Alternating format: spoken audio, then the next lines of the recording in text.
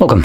In front of me is a OPPO A60, and today I'll go over unboxing along with a quick look at the device itself.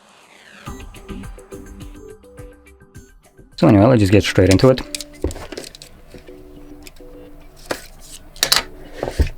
Cutting our way in. Come on, there we go. We have our charging cable and a bunch of paperwork. So not much in the box. There is not even a case. And then we get the phone, and that's about it. Now this is kind of odd considering it's OPPO, so Chinese brands should, in my opinion, still be including chargers. They don't have the name like other companies like Samsung to get away with this. That being said, I still condemn Samsung and Apple and all that for not including chargers, because it's just a bullshit move. And the excuse that we care so much about the environment that we don't include a charger. But then instead of refurbishing the devices that are sent to China, we tell them to destroy it. And because they didn't and we sold them because they care about the environment, we sue them. Yeah, that's because that's how much everyone cares about the environment from these greedy piece of shit companies. So I don't care what the excuse here is for not including a charger. There is a charger. If not, that's an L, and that's about it. Now, that being said, let's talk about the display right here after we already got disappointed with the packaging. So we got a 6.67-inch display with a 720 by 1600 resolution. It's an LCD IPS display with a 90 Hz refresh rate and a peak brightness of 950 nits. It also has 85% screen to body ratio and 264 pixels per inch.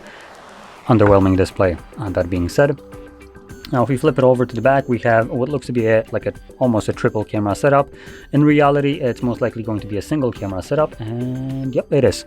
So the main sensor and the only sensor that you really care about is the 50 megapixel f1.8 aperture wide sensor. Then we got a dogshit camera called 2 megapixel depth, which is absolutely useless. So yeah, this is just completely redundant right here. You could remove this and you wouldn't feel any kind of difference in usability of the device, as it's, the sticker cameras for people that think the more cameras, the better. OPPO, no one thinks that. The only people that think that more cameras equals better is the stupid companies that put them on. Anyway, moving on. At the front, we got an 8 megapixel f2.0 aperture wide sensor, and front and back, you can record videos at 1080p 30 frames max. So again, kind of underwhelming.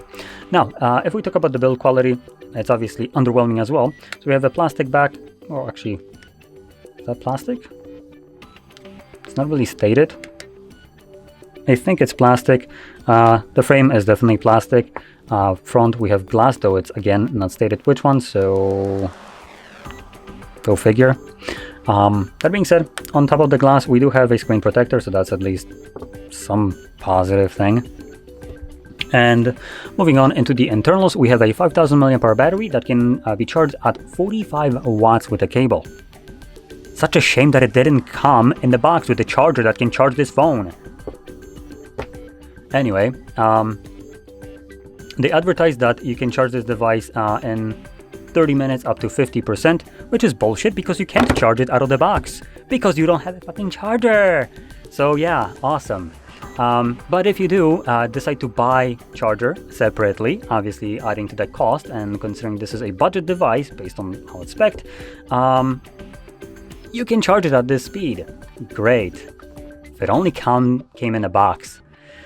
Now, moving on, the device is being powered by a budget, like a low-end Snapdragon, which is the Snapdragon 680 4G, so it doesn't even support 5G right here. Again, phone released in 2024, April 26th, doesn't have 5G. Yikes! Anyway, continuing on, let's talk about the storage. So the device comes with 8 GB of RAM and either 128 GB of storage or 256. Now, you do have expandable storage inside, so at least that's a positive. And the storage that comes with the device is UFS 2.2. Not the best one, but obviously this device wouldn't really benefit from faster one. It's not like it can record at 4K or even 1080p 60 frames videos, so it's not needed.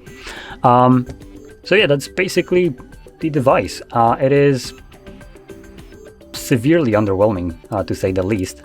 Now I do want to check one last thing, which is the price tag for this device, just so I can actually see. So it costs about what, $200? Wait, 200? Are you kidding me?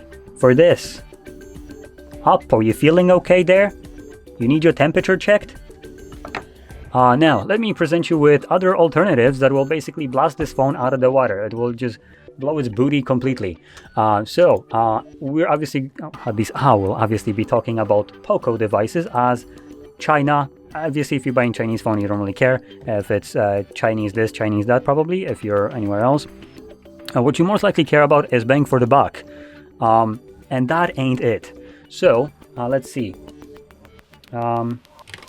POCO, we have a couple options. Now, I presume these ones will be the cheapest ones. No, this one most certainly not. I do need to find which one is which, considering they do have different names, and they do vary quite significantly in terms of processors and what they offer. But the closest comparison here probably would be the Xiaomi POCO X6. It will be more expensive, but believe me, the price that you will pay for that is going just miles ahead of what you get right here. And just to give you a comparison, for roughly $50 more, which isn't that much, you get a Snapdragon 7S Gen 2, vastly superior processor compared to what you get in this phone. You get a 6.6-inch display, similar to this, but the resolution is basically what, like 4 times higher at 1220 by 2712. It is also an AMOLED display, so you have much better colors and just contrast ratios, again with 120 Hz refresh rate and a peak brightness of 1800 nits, double this device. Additionally, obviously much higher pixel density, a better screen to body ratio. Now battery wise, it's bigger, it charges faster. Out of the box, it has 8 GB of RAM and 256 storage. It also uses the UFS 2.2 storage, but can max out at 512 gigs with 12 gigs of RAM.